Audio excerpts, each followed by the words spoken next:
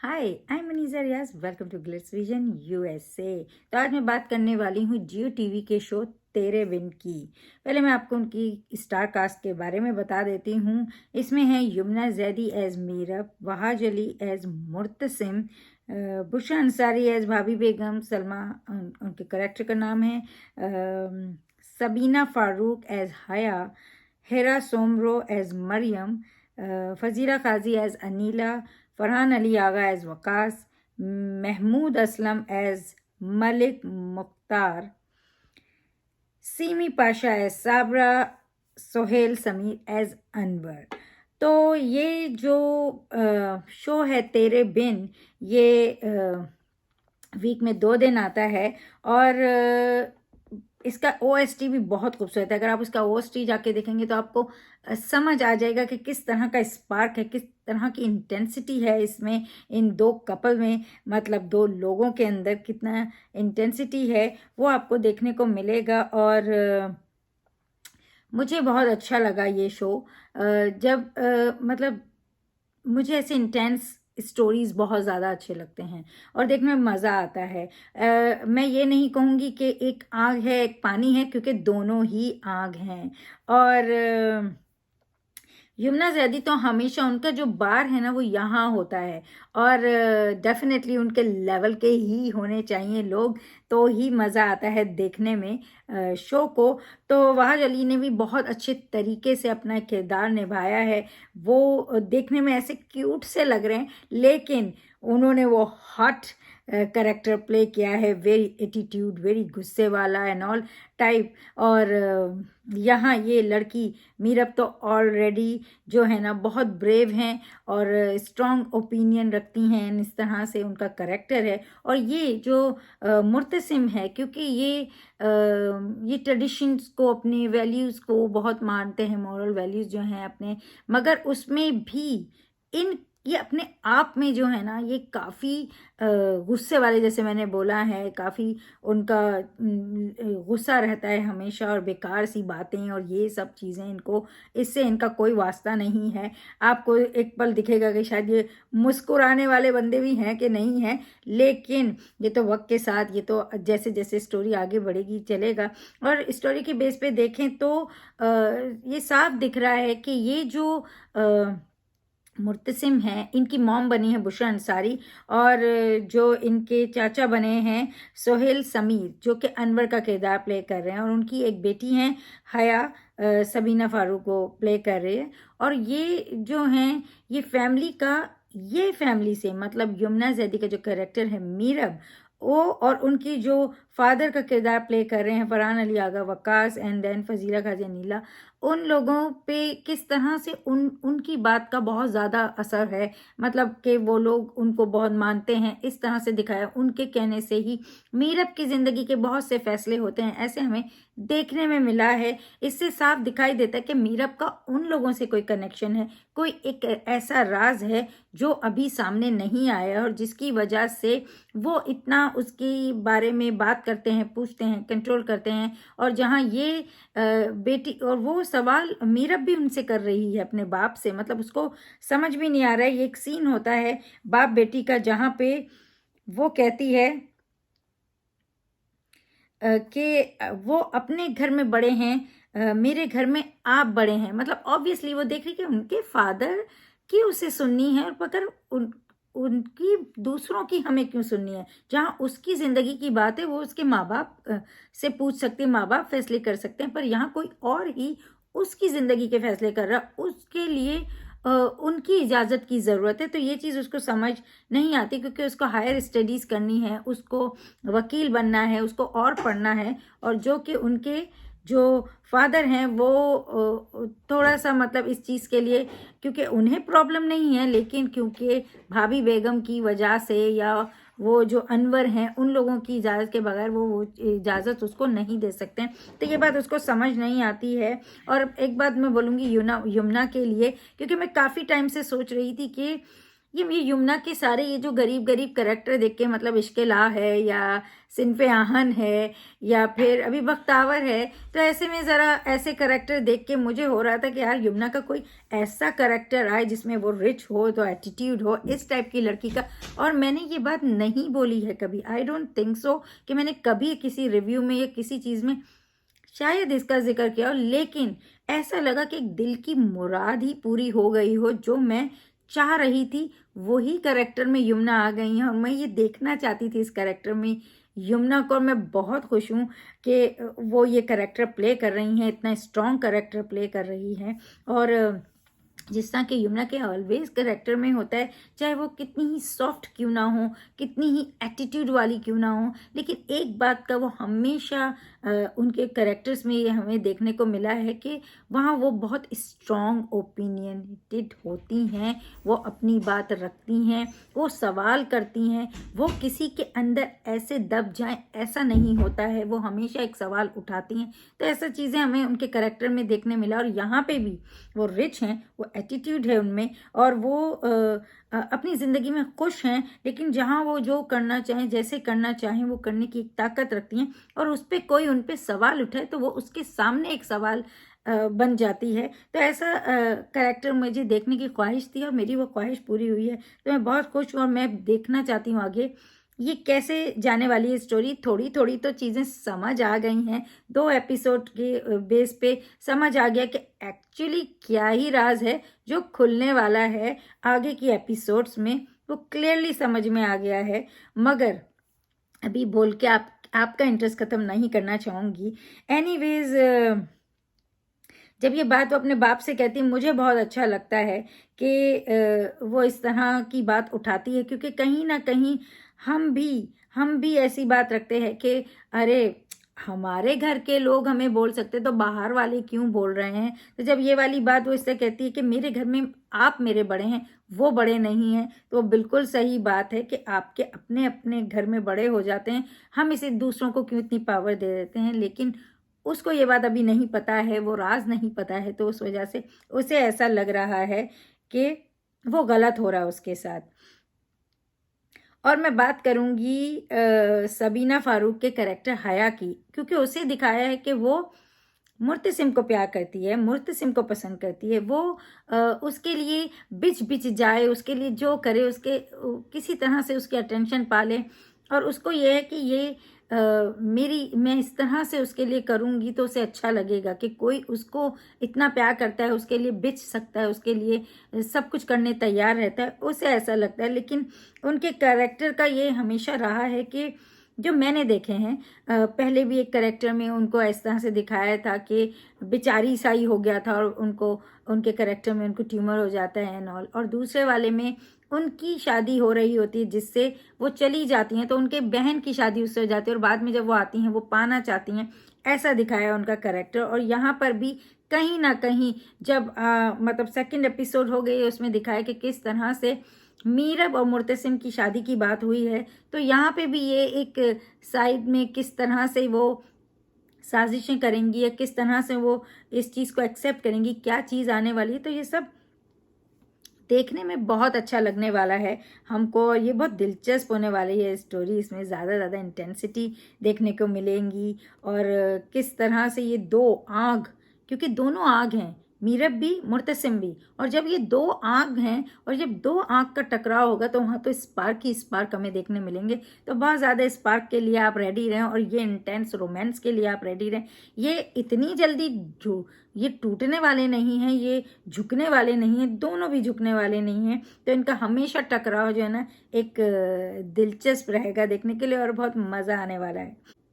मीरब का ये एक तो वहाँ वहाँ जो हैं ये मुर्तसिम की फैमिली, इन लोगों का हमेशा रहा है कि ये एक लड़की की एक सर्टेन जो है ना जो पढ़ाई है वो एक एक एक तरह से इस मुकाम तक ही बस पढ़ सकते हैं, इससे ज़्यादा मतलब वो हायर स्टडीज़ के अगेंस्ट हैं, वो इससे ज़्यादा क्यों ही पढ़ना है, इससे ज़्यादा क्या ही बनना है। एक एक जो है ना जनरल स्टडी कंप्लीट हो गई है तो it's done for them. But वो जो है उन लोगों का ये थॉट प्रोसेस ऐसा ही है, चाहे वो जो बुशरा अंसारी का करेक्टर हो, चाहे वो जो अनवर हैं वो हों या मुर्तसिम हों, ये लोगों को ये चीज़ों का नहीं है और वो अपने वैल्यूज़ को ज़्यादा अहमियत देते हैं और उसकी वजह से वो नहीं चाहते हैं मीरब पढ़े। इस तरह का एक सीन होता है जहाँ उनके जो फादर हैं वो उनके पास कोई आता है केस लेके और वो लेना नहीं चाहते हैं क्योंकि उन्हें होता है कि भाई मैं ये हार जाऊंगा, और वो कहती है कि हारने के डर से केस नहीं लेंगे, कोई तो रास्ता होगा। मतलब उसको ये कि कोई रास्ता ढूंढे, ना कि हारने के डर से आप पीछे हो जाएं। हाँ, अल्लाह ताला फरमाते हैं अपने बंदे से कि मुंह से अच्छी बात निकालो। इस तरह की बात वो अपने फादर को बोलती हैं। और सच कहूँ, यमुना बहुत खूबसूरत लग रही थी, यमुना बहुत ज़्यादा प्यारी लग रही थी अपने उस करेक्टर में। और हैं तो वो प्यारी ही, लेकिन उस करेक्टर के हिसाब से भी बहुत खूबसूरत लग रही थी। ये कन्वर्सेशन होती है जिसमें भाभी बेगम कहती हैं कि मुर्तसिम किसी की नहीं सुनता है, लेकिन हया, क्योंकि वो तो मुर्तसिम पे बहुत मरती हैं और वो उन्हें लगता है बस उनकी जी हुजूरी करेंगी तो उससे खुश हो जाएगा। तो वो कहती हैं कि वो सिर्फ अपनी बीवी की सुनेगा। लेकिन जब वो मुर्तसिम आता है और वो मुर्तसिम के लिए पानी ले जाती हैं, तभी ये मुर्तसिम कहता है उनको कि मुझे तब्दीलियां पसंद नहीं हैं। इस तरह की बात वो क्लियरली उनके सामने रखते हैं। मतलब वो दिखाते हैं कि वो जो भी उनके लिए कर रही हैं या जो भी है वो उन्हें अच्छा नहीं लगता है और वो उन्हें पसंद नहीं करते। वो साफ दिखता है, लेकिन उन्हें उससे कोई लगाव नहीं होता है। और यहाँ पे जो है, जब मीरा भी इस तरह की बात करती है कि उसकी बर्थडे आने वाली है और वो फैमिली के साथ मनाएगी क्योंकि उसके फादर कह रहे हैं और वो उसके फ्रेंड्स चाहते हैं कि वो उनके साथ मनाएं। उस टाइम पे जब हमने देखा, क्योंकि ये जब इसकी डिग्री, ये जो एलएलबी करना चाह रही है, उसका जो है पेपर जो है जो अनवर को मिलते हैं और वो जो हैं वो इस चीज़ पे सवाल उठाते हैं क्योंकि वो नहीं चाहते हैं कि मीरब इससे ज़्यादा पढ़े। लेकिन जो मीरब के फादर हैं वकास, वो उनको कोई प्रॉब्लम नहीं है उनको पढ़ाने में, लेकिन वो लोग नहीं चाहते। तो उस वजह से जो है वो कहते हैं कि हम जाते हैं और इस मीरब को वापस लेकर आते हैं यहाँ घर पे। तो जब वो जा रहे होते हैं तो ये बात ना तो मीरब को जैसे समझ नहीं आ रही है कि उनके बाप उनकी क्यों सुन रहे हैं, उन लोगों की। इसी तरह मुर्तसिम को भी ये बात समझ नहीं आती कि एक नेबर को इतना ज़्यादा इम्पोर्टेंस देकर इस तरह से उनके मामले में क्यों इन्वॉल्व होना है। और वो सिर्फ इसलिए क्योंकि वो उनके फादर को भाई मानते हैं। इस तरह की ये बात होती है। माँ बेगम का बहुत डर दिखाया है, बच्चियों पे बहुत डर दिखाया है। कहते हैं कि रोब रखा हुआ है उन्होंने और एक उनका मुकाम है जिसकी वजह से सब उनकी इज्जत करते हैं। एक सीन ऐसा होता है कि जिसमें जो है जो मीरब की जो नौकरानी है उनको उनके जो हस्बैंड है वो उनको मारते हैं और वो जो है ना वो उसको लेकर जाती है कि तुम भी जाके, तुम ऐसे आके रो नहीं, इस तरह से डरो नहीं कि मतलब तलाक के डर से मतलब तुम मार खा लो, ऐसा ऐसा कुछ नहीं होगा। वो उसको लेके जाती है उसके शौहर के पास और वो उसको एक बात बोलती है कि औरत है मुकम्मल इंसान है, मजबूत बने, इस तरह की बात बोलती है। और कहती है कि तलाक के डर से मार खाती रहेंगी क्या। तो इस तरह से वो बोल के उन्हें लेके जाती है और बाकायदा जब वहाँ ले जाती है तो वो दिखाती है कि मतलब वो कहती नहीं है लेकिन वो खुद इतनी हिम्मत उनको इतनी ताकत देती है कि वो जाके अपने शौहर की पिटाई करते हैं। और जब वो उसकी पिटाई कर रहे होते हैं उस टाइम पे पुलिस भी आ जाती है, लेकिन वो जो डंडा मीरब के हाथ में होता है। तो जब हीरो की एंट्री होती है और वो उनकी वहाँ से गुजर रहे हैं और उनको उनकी आवाज़ आती है और वो रुक जाते हैं, मतलब क्या ही बात है। तो वो वहाँ रुक जाते हैं और वो आते हैं कि मीरब को रोकते हैं और उनको लेके जाते हैं। जब वो वहाँ जाती हैं तो जो मुर्तसिम हैं उनको वो कंट्रोल करने की कोशिश करते हैं और वो मीरब उसे एक बात बोलती है जो कि मुझे बहुत अच्छी लगती है, मैं डिसरिस्पेक्ट तो जब करूं जब मैं तुम्हारी रिस्पेक्ट करूं, क्योंकि उन्हें लगता है वो उनकी डिसरिस्पेक्ट कर रही हैं। और जो कि बिल्कुल सही बात है, जिसकी जब रिस्पेक्ट होती है तब डिसरिस्पेक्ट होती है। यहाँ रिस्पेक्ट ही नहीं है तो डिसरिस्पेक्ट कैसे होगी। मीरब कहती हैं ये लोग कौन होते हैं मुझे कुछ कहने वाले। वो अपने फादर के सामने बिल्कुल एक रॉक की तरह खड़ी होती हैं और क्वेश्चन करती हैं, बदतमीजी नहीं कर रही होती है एज सच, लेकिन अपनी बात रखती है। क्यों क्यों बाबा, क्योंकि वो रिश्ता उसका अपने बाप के साथ ऐसा है। वो पूछती है, वो क्वेश्चन करती है, लेकिन ऑब्वियसली उन्हें पता है वो रिश्ता क्या है और जिसकी वजह से उनके फादर उनके हाथ भी उठाते हैं। और इससे मुझे कहीं कहीं समझ में आया कि एक्चुअली शायद ये इनकी बेटी ही नहीं है, ये इन्होंने गोद ली है उन लोगों से और जिसकी वजह से उनका कंट्रोल होता है, ये मुझे ऐसा लगता है। और जिसकी लिए वो बात भी करते हैं कि मीरब की शादी की एंड ऑल, क्योंकि उन्हें लगता है कि अब इसकी शादी हो जानी चाहिए। ये आगे नहीं पढ़ाना चाह रहे हैं, वो चीज़ वो उनके सामने रखते हैं। मीरब को समझ नहीं आया कि उसका बाप अनवर के सामने क्यों शर्मिंदा है, क्यों, क्योंकि उसको सब समझ नहीं आ रहा है, चीज़ें हो रही हैं मगर उसकी कोई क्लैरिटी नहीं है। बेसिकली वो उनके ख़ानदान की बच्ची है जो मैंने बोला गोद ली है। और मगर मुझे मीरब का एटीट्यूड बहुत अच्छा लगा, मुझे बेइंतहा अच्छा लगा मीरब का एटीट्यूड। जब वो जाती है उसके फादर के बोलने से वो अनवर के पास जाके अपनी मतलब माफ़ी मांगने जाती है, और जिस तरह से जाती है ऐसा लगता है एहसान करने जा रही है उन पे। और इस तरह से जाके बोलती है कि मेरे बाबा ने कहा है आप मेरे बड़े हैं तो आई एम सॉरी। इस तरह से उनका एटीट्यूड है, क्योंकि वो अपने बाप को इतना मानती है, इस वजह से वो आपसे माफ़ी मांगने आई हूँ। और वो सॉरी कहती है और एक पल नहीं वहाँ रुकती है। तो ये एटीट्यूड मुझे बहुत ज़बरदस्त लगा। और मैंने जैसे बोला, मुझे ऐसे ही कैरेक्टर्स पसंद होते हैं जहाँ लड़कियाँ इतनी स्ट्रांग हों, अपने में खड़े हों के अपनी बात रखें, अपनी बात कहें, तो वो वाली बात है। और ऐसे लोगों से हैंडल भी नहीं होते हैं।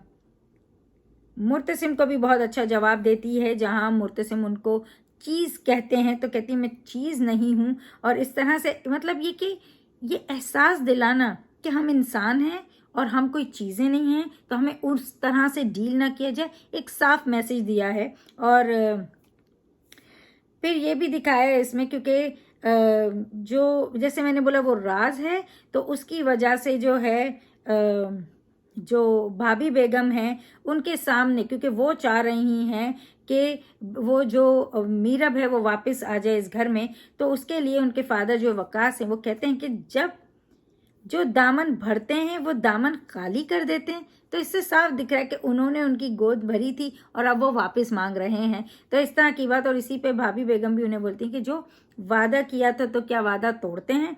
इस तरह की सारी बातें होती हैं। और मीरब एक बात बोलती हुई दिखती हैं कि एक, क्योंकि उन्हें उन लोगों का वो जो एटीट्यूड है, वो जो तरीका है, वो उसे समझ नहीं आ रहा है और उन्हें वो अच्छा, उसे वो अच्छा नहीं लग रहा है। तो वो बोलती है कि 1 2 3 10 साल वहाँ ना जाऊँ, ऐसा मतलब उसका दिल होता है उन लोगों से ना ही मिले। और वो कहती है कि मुर्तसिम गुस्से में रहता है, मुझसे दूर रहे तो अच्छा है, क्योंकि उसका ऐसा गुस्से वाले इंसान से वो दूर ही रहना चाहती है। तो वो इस बात को क्लियर करती है। और फिर उसके बाद जो है ना ये सीन होता है जहाँ पे वो अपनी बर्थडे मनाने जाती है और जहाँ मुर्तसिम पहुँच जाता है, क्योंकि वो अपने दोस्तों के साथ बर्थडे मना रही होती है। मुर्तसिम वहाँ पहुँच जाता है, लेकिन मुर्तसिम जाके उसे पकड़ के ले जाना चाहता है, लेकिन वो हाथ छुड़वाती है। जैसे कि वो स्ट्रॉन्ग कैरेक्टर अपनी बात रखती है, क्यों भाई तुम क्यों ऐसा सब कुछ कर रहे हो, तुम क्या हक रखते हो कि तुम मुझे ऐसे हाथ पकड़ के ले जाओ और इस तरह से। लेकिन वो उसकी सुनती नहीं, वो चाहता है कि वो सुने और चले, लेकिन वो उसकी सुनती नहीं है। और जब तक उसके फादर का कॉल नहीं आता, जब तक वो उनको भी यही बोलती कि क्यों बाबा, किस लिए। तो वो उसकी इस तरह का क्वेश्चन है और वो स्ट्रांग है अपने में। तो वो जो है उनके, वो फिर भी उसका हाथ पकड़ के ले जाता है, जो कि उसे अच्छा नहीं लग रहा होता है कि कोई उसे ज़ोर ज़बरदस्ती करे।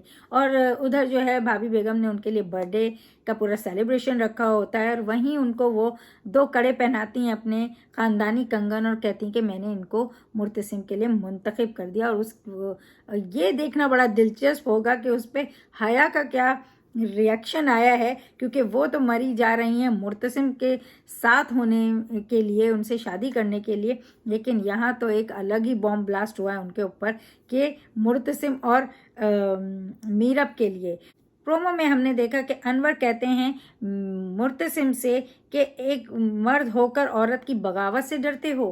मुर्तसिम कहता है डरता नहीं हूँ, बचा रहा हूँ अपने से, उसको बचा रहा हूँ, बचा ले मुझसे उसको, और पछताएंगी आप, ऐसे वो भाभी बेगम को बोल रही। और ये बात जाके वो मीरब से बोलते हैं, मैं किसी से नहीं मीरब कहती है मैं किसी से नहीं डरती। तो मुर्तसिम कहते हैं तो जाकर बात करो कि मैं चलूँ सहारे के लिए। मीरब कहती है मुझे सहारे की ज़रूरत नहीं है, ख़ास तौर पर तुम्हारे मुर्तसिम। वो कहते हैं मैं खुद तुमसे शादी नहीं करना चाहता। जिस लड़की को मैं इस ख़ानदान का हिस्सा नहीं समझना चाहता, उसके साथ पूरी ज़िंदगी गुजारना नॉट पॉसिबल, जबकि वो इस लायक भी ना हो। इस तरह की बात वो उसे कहते हैं। और मीरब जो हैं उसके बाद दिखाए कि वो गुस्से में गाड़ी लेकर निकल जाती हैं और भाभी बेगम कहती हैं कि अब हमारे घर की लड़कियां बग़ैर बताए गाड़ी लेकर चलती बनेंगी। तो उनके जो मदर हैं जो मीरब की, वो कहती हैं कि जाके अपने हस्बैंड से वकास से कि उसको जाके रोकें, लेकिन जो अनवर हैं वो कहते हैं रुको वकास, जिसकी ज़िम्मेदारी है वही ढूंढेगा, मतलब मुर्तसिम को बुलाओ, क्योंकि मुर्तसिम की ज़िम्मेदारी है, उसने नाराज़ किया है, वो गई है और अब वही उसको लेकर आएगा। इस तरह की बात ये प्रोमो में देखने को मिली है हमको, जो कि इस वीक हमें एपिसोड्स में देखने मिलेगी। तो काफ़ी इंटरेस्टिंग स्टोरी है जैसे मैंने कहा। और अगर आपको ऐसे इंटेंस रोमांस या इंटेंस स्टोरीज पसंद हैं तो आपको बहुत मज़ा आएगा देखने में। और हमने जैसे बोला, दो आग हैं, जब जब टकराएंगे एक स्पार्क होगा और वो देखने में मज़ा आएगा। फिर ये किस तरह से सारे राज खुलेंगे आगे जाके, ये देखना होगा। एंड मैंने जैसे बोला, यमुना के करेक्टर जो हैं वो हमेशा हमेशा मुझे बहुत पसंद आते हैं और इसीलिए मैं उनकी बहुत बड़ी फ़ैन हूँ। और मैं जब उनको देखती हूँ मैं हर वक्त ये नोटिस करती हूँ कि उनकी जो एक्टिंग का लेवल है उस लेवल से लोग मैच होते हैं कि नहीं होते हैं। तो मुझे डेफिनेटली वहाँ जली बहुत अच्छे आर्टिस्ट हैं, बेहतरीन आर्टिस्ट हैं, लेकिन जहाँ वो आगे देखना पड़ेगा कि किस तरह से ये इनकी केमिस्ट्री बैठती है। अभी तो 2 ही एपिसोड देखे हैं, आगे देखने में और मज़ा आएगा और फिर मैं उसके बाद ही कुछ कह सकती हूँ कि कितना ज़्यादा लेवल की बात है। अभी कहना बहुत जल्दी होगा इस बारे में। और OST भी बहुत ज़बरदस्त है, जैसे मैंने कहा आप देखेंगे तो उसी में ही आपको एक स्टोरी समझ आएगी, एक इनकी जो होने वाली इंटेंस स्टोरी वो समझ आएगी। और अगर आप यमुना के फ़ैन हैं या आप पाकिस्तानी शोज़ के फ़ैन हैं तो ज़रूर देखिएगा, या आप इंटेंस स्टोरी के फ़ैन हैं तो ज़रूर देखिएगा तेरे बिन जियो टीवी पे वेडनेसडे एंड थर्सडे, मतलब दोनों दिन।